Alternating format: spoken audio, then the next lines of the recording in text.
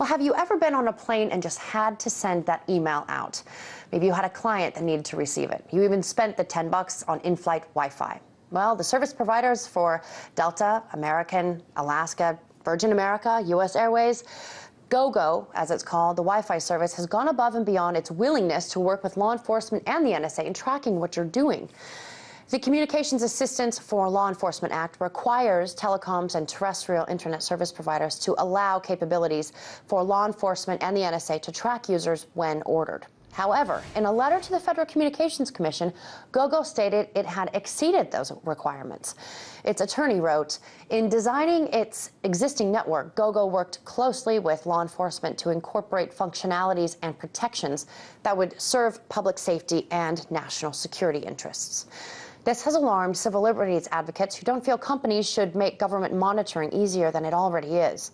But what about company monitoring, like, say, Facebook? In its attempts to acquire the widely popular texting application WhatsApp, Facebook is prepared to fork over $19 billion for the service, which boasts 430 million users worldwide. But not so fast. The Federal Trade Commission is warning that while Facebook collects user information for targeted advertisements, the company must keep WhatsApp's promises not to collect names, email addresses, and other personal information after the deal goes through. Both companies have assured the public that neither service will change after the buyout, but privacy advocates are not so sure. To talk more about this, I was joined earlier by Steve Rambam, CEO of Pelorium Incorporated. I started by asking him why he thinks GoGo is being cooperative with the government. The interesting thing is that when they were questioned about what that letter meant, they refused to specify what it is that they did. Ultimately, law enforcement has access to everything. The thing is, they're supposed to ask properly. There's supposed to be probable cause or a warrant or a subpoena or something like that. It's the belief of people in my business, I'm an investigator, it's the belief of people in my business that what they've done is they have put in a back door, which allows law enforcement, federal law enforcement, perhaps local law enforcement working through fusion centers to get direct access to everything without even having to ask. And that's incredibly troubling. In the United States, law enforcement has such open access to communications already. The need to go above and beyond, it's inconceivable what else would have to be done. Do you think there's a reason authorities would be especially interested in in-flight internet use? It seems like mostly business people would be accessing this. Well, it's not just that. You're dealing with transportation. They're concerned about perhaps somebody got on a plane and didn't give their true identity. Everyone today is subject to what's called electronic fingerprinting.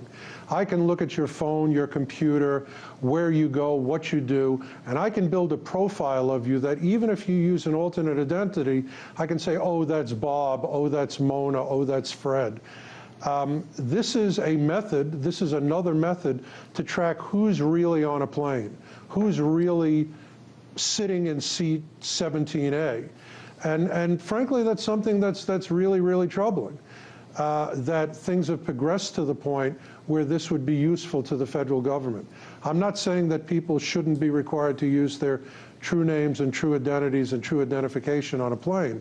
What concerns me is that this is something that would be useful to the federal government, that they are so far along in the electronic fingerprinting process that they would be able to look at the profile of somebody communicating in a seat and determine if, in fact, it's the person with that ID.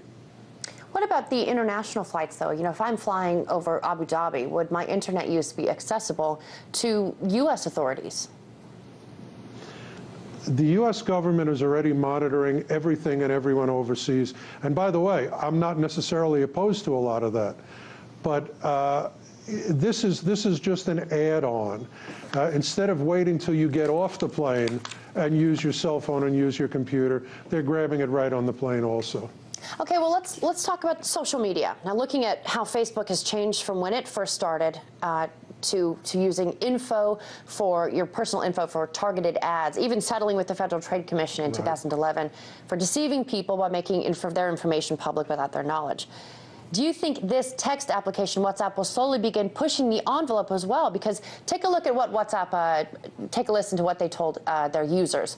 We built WhatsApp around the goal of knowing as little about you as possible. You don't give us your name, your email address. We don't know your birthday, your home address, where you work, your likes, what you search, your GPS location. None of that has ever been collected and stored. We have no plans to change it. In effect, that's what they said in the statement.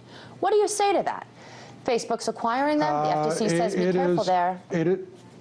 Yeah, it is ridiculously not believable. Facebook makes money by knowing as much about its users and subscribers as possible, by pigeonholing them, and by saying to advertisers, if you want 15 Chinese grandmothers with purple hair who drive Volkswagens, we can identify those people for you. There's no way in the world that it makes financial sense for Facebook to have any program or any function that gives any real anonymity or confidentiality to its users. That was Steve Rombaume, CEO of Pelorium Incorporated.